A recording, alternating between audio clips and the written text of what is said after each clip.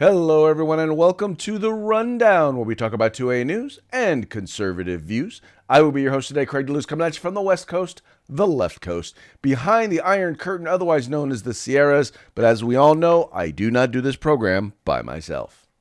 That's right. My name is Mike Piroworski. I will co-host the program today. I am the co-host from the East Coast, the coast with the most from the co-host with the most here on the Rundown. 2A Views, conservative news, as my co-host just informed you, and it's a great day to officially start the weekend. Craig, how was your day been so far?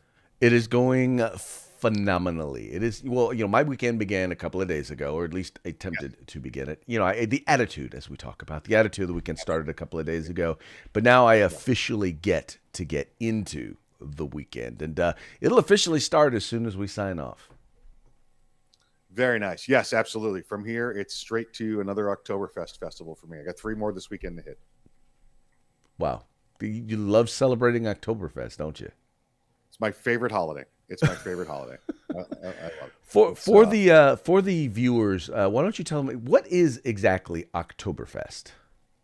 Oh, you listen, in Germany, where it's from Munich.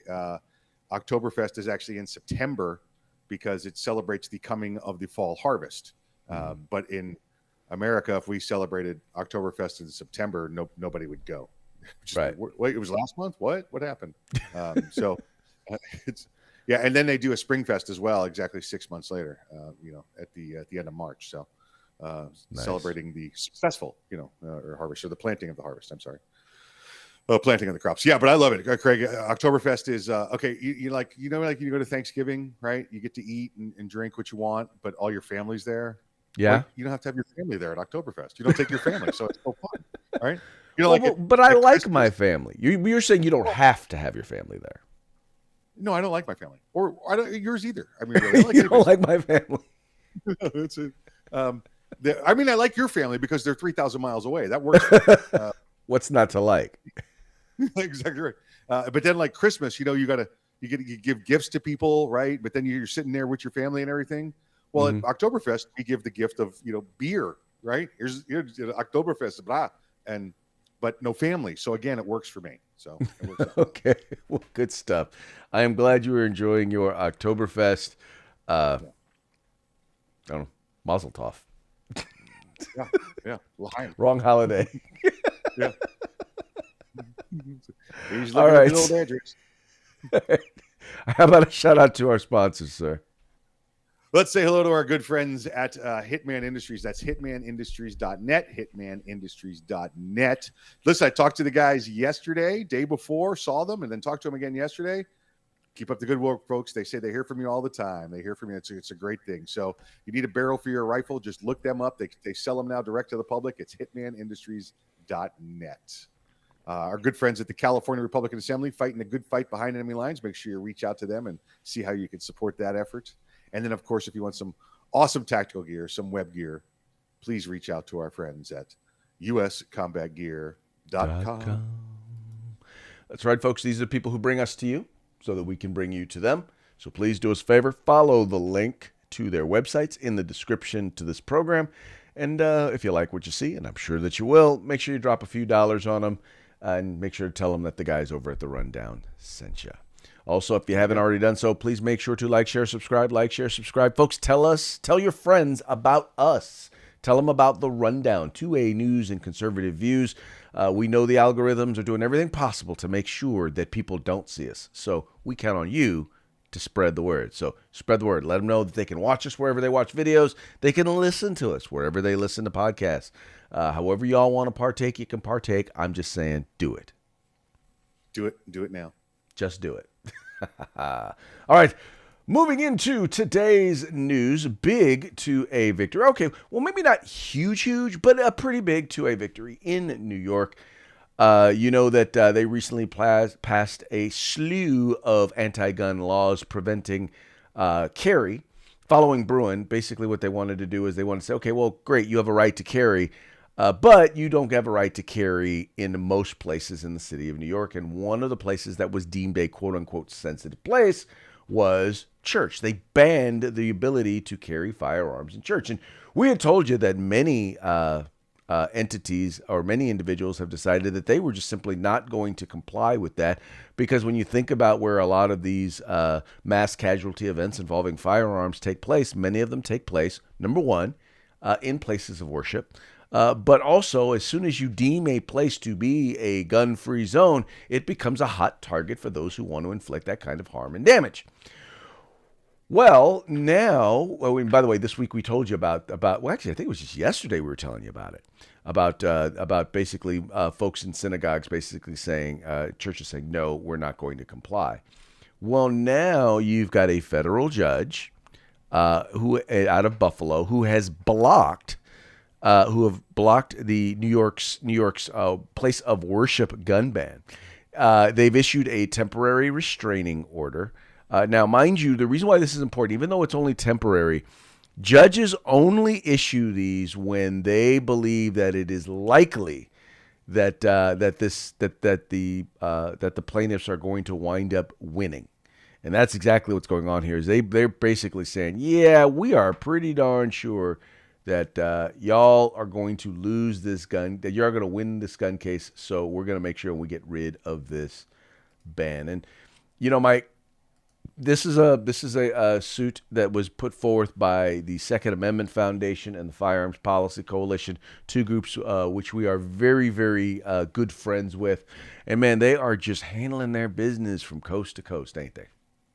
Knocking it out of the park. It's amazing. Every chance they get, they're going down. Normally, Craig, we see them. They line up the number of lawsuits they can handle at a time. Because of the limited staff that they have. It's a great staff, incredible lawyers, but you can only handle so many around the country. But so normally there's a timetable, right? Get the case ready, file the case, sit back, examine which case we're going to do next, and then start to work on that case. Well, these are getting knocked down so fast. I'm sure the guys there at SAF and FBC are like, "Oh, which one's done? Crap, we are not ready for the next one yet."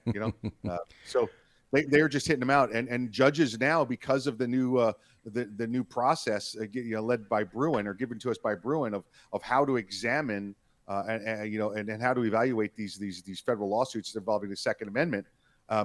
The judges are streamlined. They're like, hey, listen, I don't have to sit back for a year and debate all this nonsense. It's right here in the ruling. It tells me these are the two processes I have to use, and that took me about 15 minutes to do. So boom. It's unconstitutional. You're allowed to have your firearms there. Well, Mike, the thing that gets me, and this is the thing that people need to understand about this, is a lot of people are like, well, why do you have multiple groups filing these lawsuits? And the reason why you have this, Mike, is because you're only allowed to cover so many different things in a lawsuit, right? And so what this does is it allows them to each side to hit multiple points and make multiple different arguments by adding multiple different plaintiffs who are suing for various different reasons. It's just good. It's good sound logic when it comes to filing these lawsuits.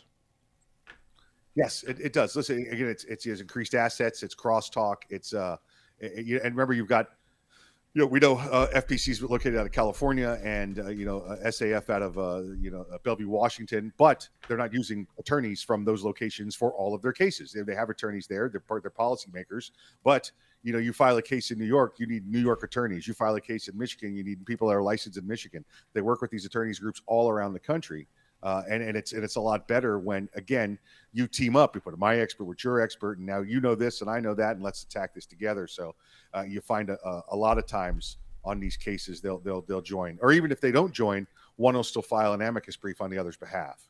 Exactly. And for those of you who don't know, amicus brief is a friend of the court brief. It's usually making an argument not made by the direct plaintiff. Yes. Yep. So anyway, good stuff going on there in New York City. Haha, good stuff.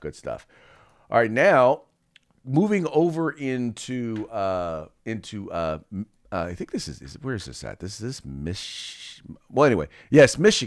So we got a couple of interesting stories out of Michigan. So out of Michigan, we have a group of parents who are very angry and upset about the new sex ed or new curriculum that's being pushed in their children's schools. These are very religious parents. And, some people are like, oh, well, those darn Christian conservatives, right wing wackos. No, it's not. It actually is a group of Muslim parents who, once again, are angry and they're frustrated, and they are angry about the sexually explicit books that are being put out in their schools.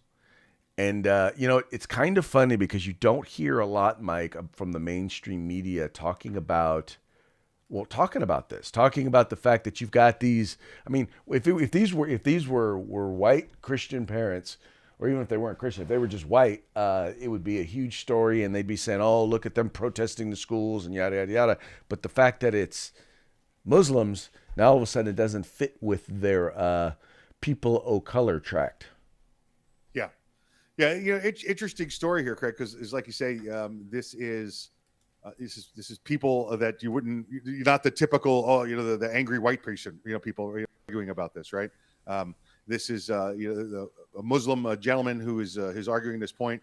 And folks, I don't know, Craig, I don't know if you want to, we can bring it up how much we could talk about it, but they're talking about sexually explicit material. Now, Craig, when you and I were in school, that meant like you snuck a look at Grey's Anatomy, right? Not the TV show I'm talking about the actual book. Where it had images of stuff, or an old National Geographic magazine, right? If you know what I'm talking about. Oh yeah, I know exactly what you're talking about. Okay. Those were the sexually explicit stuff. Now this is like, it's telling children how to get on Grindr and score homosexual sex. I mean, and I'm not talking about like, oh, it hints at it. It's like step 1, upload a picture. Step 2, find nearest homosexual. And listen, I don't care if it's homosexual or heterosexual. Don't be teaching a 12-year-old how to go find sex, okay? And that's what these are doing. And then it's got the graph of here's a man's body. You can use this part to please that part, and this part to please that part. Like, dude, no, absolutely not. So I don't care if it's the Muslim, the white, the Hispanic, the black, whoever it is. When you stand up to fight against exposing your children to this kind of horrors, this ridiculousness, then you listen. I'm standing up behind you as well, because again, as we talked about earlier this week, we have First Amendment protections. However, when we get to things like obscenities or teaching adult sex practices to juveniles, right? Now, and I'm not talking about sexual education. That's not what I'm talking about. I'm talking about, this is clearly a book written about how to score in a bathroom when you're 12 years old. It's no. Well, and this is the sort of stuff. This is sort of stuff that it's up to parents to decide when and what exactly they want their kids to learn. It's not for the schools to decide that we're going to teach this to kids. Yes, you're absolutely right. Craig, could you bring up that article and scroll down to about the last paragraph? I wanted to bring a point out on there, and it's hard for me to believe that this is actually. People still use this line of reasoning when they're having these debates. And you listen, the woman, and all the way down. Don't show that part. Come on, we're gonna get in trouble. But first, I wanted to show this because this was for okay. people who were wondering what you were talking about. Yeah. This is what you were talking about in terms of ins and outs of gay sex. This is in a book that is available in schools in Michigan. Yes, yeah, we won't read it. We'll just let you read it.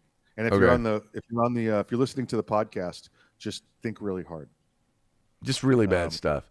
I'll put we'll put the link in the description. I mean, in the thing. Oh, you talking about this lady right here? Yeah. So you see that? Don't push the button. I don't want to see her. Just so you see her, she's the. I mean, I think we can agree, right? She's the angry book banning hippie, right? Right. Yes. Is that right? Or the. Oh, did not mean to do that. Yeah. There you go. But I wanted to actually go scroll down more. Scroll down. Keep going. There we go. So wait, stop. This is her argument.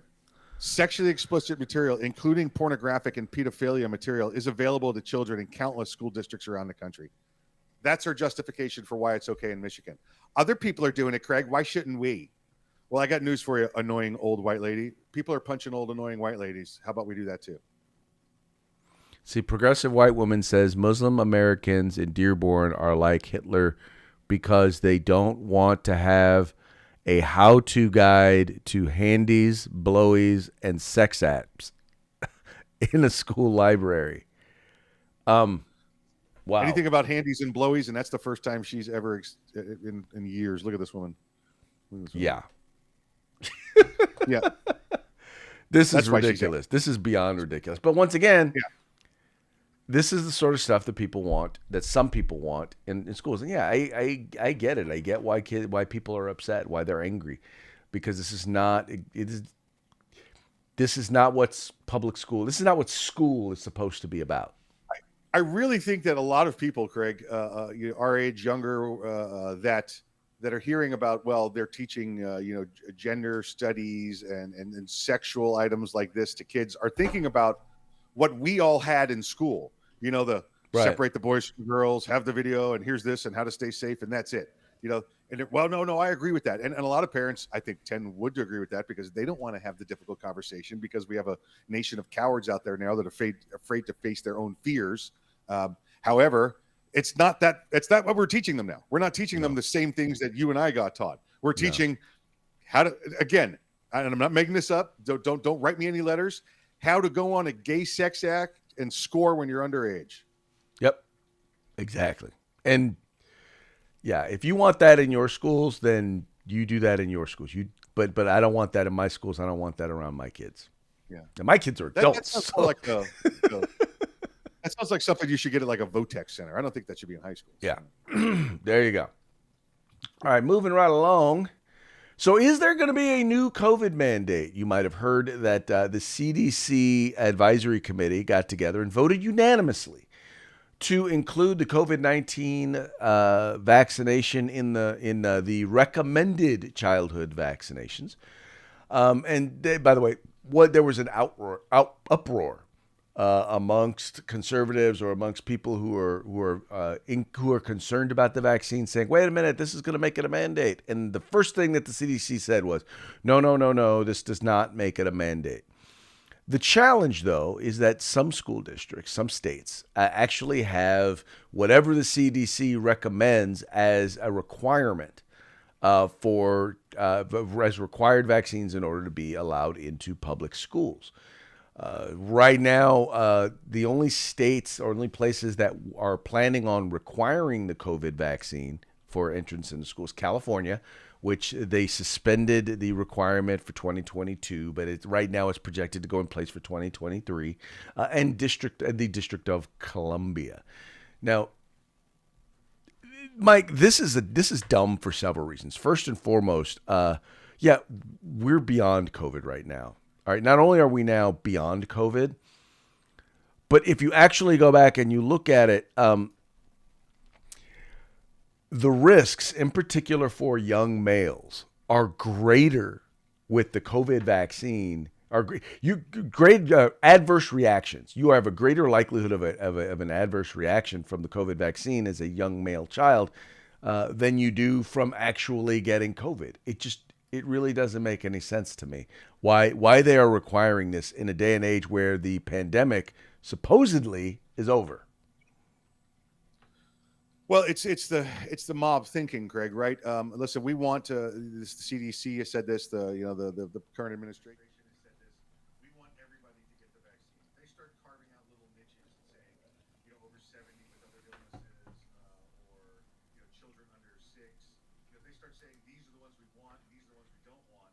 Then you start to find people just they won't do it. Well, because then everybody has the reason to say, well, if the kids don't have to do it, why do I have to do it? So they want blanketly everyone to get it, knowing that it's going to screw up 10% of the people no matter what. Well, they're willing to accept those numbers, because remember, they were fed the line that COVID's going to kill half of us. So if we only lose 10% of the vaccine rather than 50% to the actual virus, they're okay with that. So they're just putting the blanket statement out. Everyone should take it, because they don't want to carve out little sections, because you carve out little sections, that gives everyone the excuse not to take it. Well, what's funny is when you read some of these articles out there and they talk about, vaccine hesitancy isn't a big thing. Dude, less than 5%, or actually it's less than 3% of children eligible have gotten the vaccine. Yeah. That's not vaccine hesitancy. That's vaccine, oh, hell no. Yes. Yeah. Yep. That's vaccine. I get it right here for you, buddy. Here you go. And have we seen, we now know this to be true, and kids are back in school. Have we seen a massive increase in the number of child deaths from COVID? Let me think about it. No. How about hospitalizations? Wait. Let me check the records. Oh, no. So then why are we doing this? Because we have to make sure everyone takes the vaccine, Craig. Again, Right. if we start to carve out, well, let's don't let the children take it. Well, then they're going to say, if we don't make, newborns to 10-year-olds take it, then the 11 to 15s are going to complain. Well, they don't have to take it. And I'm the same as him. I'm just a year older, but he's taller than me. You see, it starts to roll downhill. As soon as you carve out exemptions, everyone's going to find an excuse not to be there. So that's why their policy is everyone take the vaccine. Which is beyond dumb, because the people who should take the vaccine, if you're elderly, if you're a senior citizen, I would recommend you take the vaccine. If you are morbidly obese with diabetes and other respiratory or cardiovascular issues, you probably would be helpful to take the vaccine. But if you're, I agree with you. But again, that's between you and your doctor. Right. The fear is, and this is why people are hesitant. right. I met a gentleman. I met a gentleman last night. He works over at a big place, mousy place with ears, here in the Orlando area, and his parents had to get the vaccine. They were attending someplace and had to have it. They were 70 years old, both 70, normal health for a 70-year-old, no outlying diseases or anything like that. We consider a normal active 70-year-old. The father went from healthy, taking the vaccine, to 2 weeks later dying of stage 5 liver and kidney failure. When they asked the doctors about it, they said, well, it was kidney failure and their liver stage 5. And they said, well, what happened to stage 1 through 4? They're like, we don't know.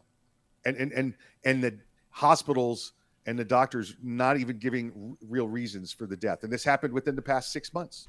Wow. Because he took the vaccine because someplace they wanted to go said you had to have the vaccine to go there. Well, and by the way, that's the other thing is a lot of what we're talking. Yeah. Also, right. A lot of what we're talking. Yeah, a lot of what we're talking about when we're talking about the vaccine is we're also talking about Omicron versus, Delta and the original version, which obviously Delta and the original version were much worse than Omicron. Omicron is more like Omacold. Yeah. The biggest issue is that, quite frankly, that the government is not being honest with a lot of the info. Well, let me clarify. They're putting the information out there, but they're not pushing it, they're not promoting it, and they're acting as if this data doesn't exist. But there's already, and I've already forgotten his name, but Alex, I think it was Alex Grunwald. But anyway, no, maybe it's not him. But there's already a guy out there who basically sued Twitter, and they banned him on Twitter, and they sued him and got his account back because they come to find out that, the government was pressuring them to silence him because all this data that he's putting out there, that he's showing that, the government knows, they knew that vaccines were not going to, that they were not going to prevent you from getting it. And now you have Big Pharma saying, we never said you wouldn't get it if you took the vaccine. They know the effect. They know that there are more people having issues than you hear about in the media.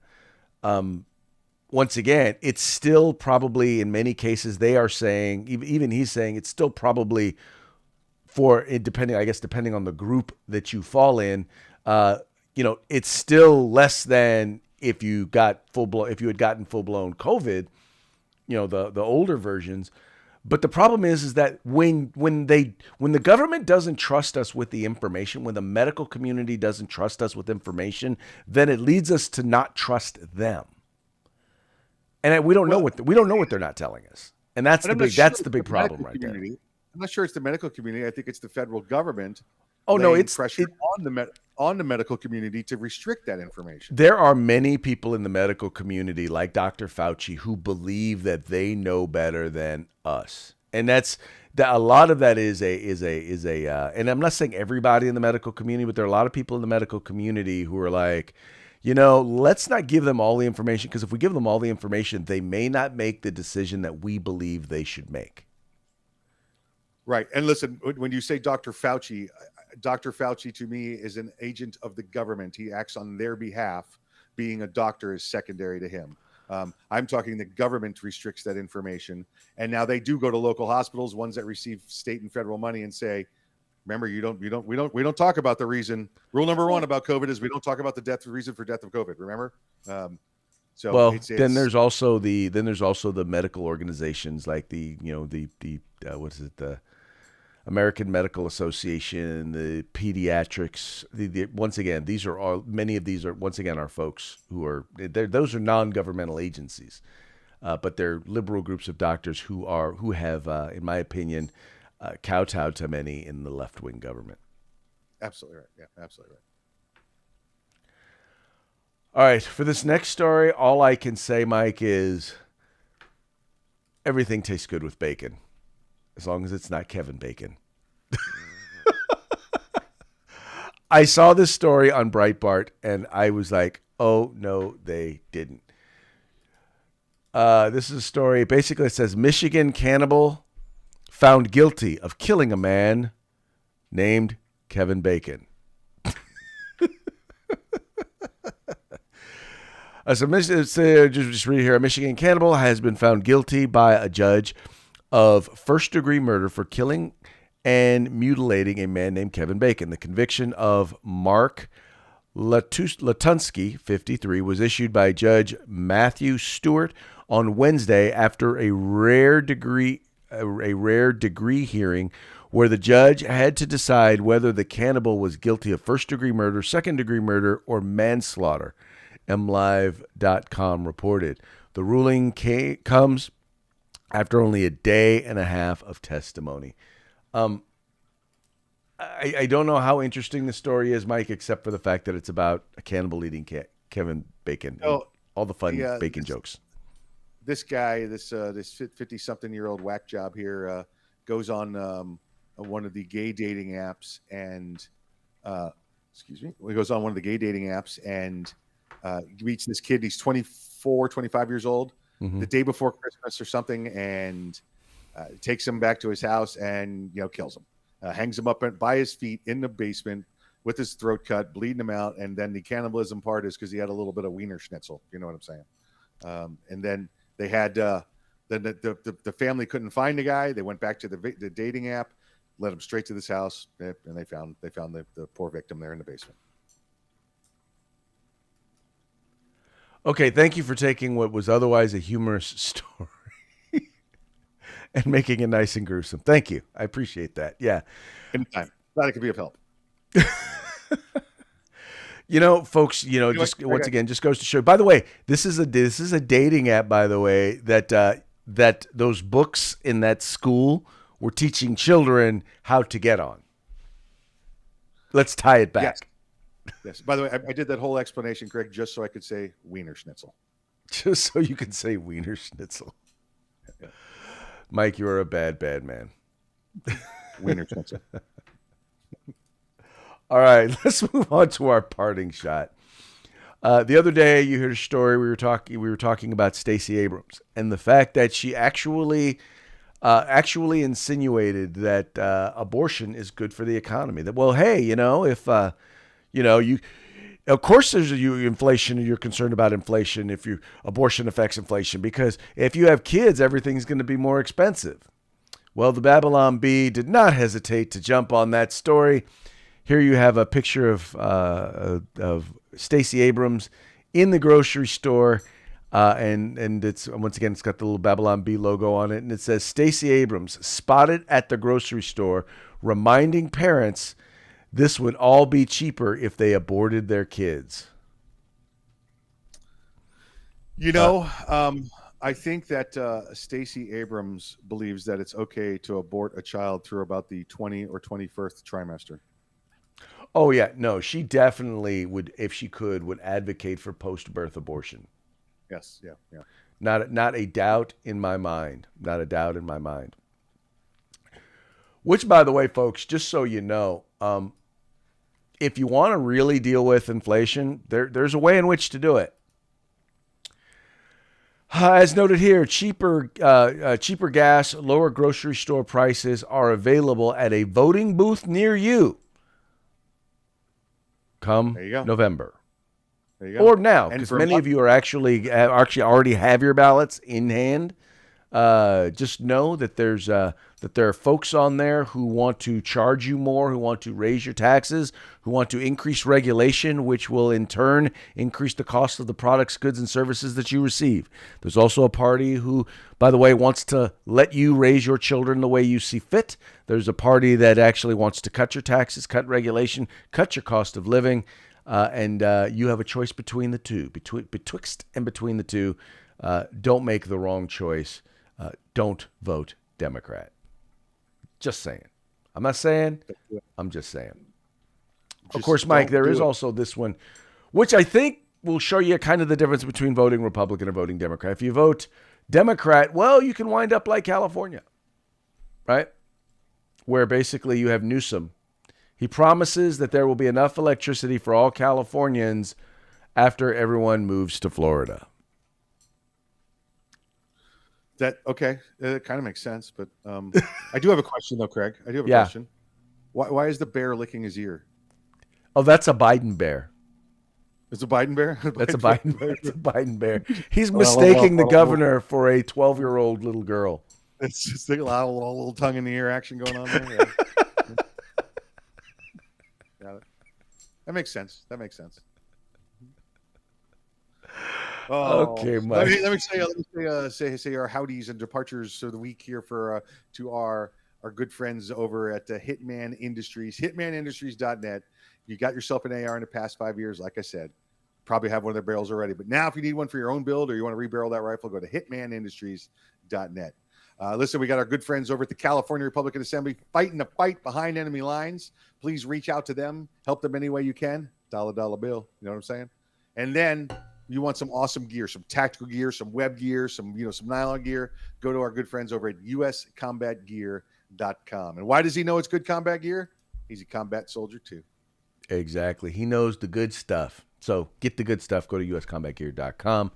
Also, I want to remind you, if you're in the state of California or you're registered to vote in the state of California, you're not registered to vote in California, but just want to vote in California, go to cragop.org. That's cragop.org.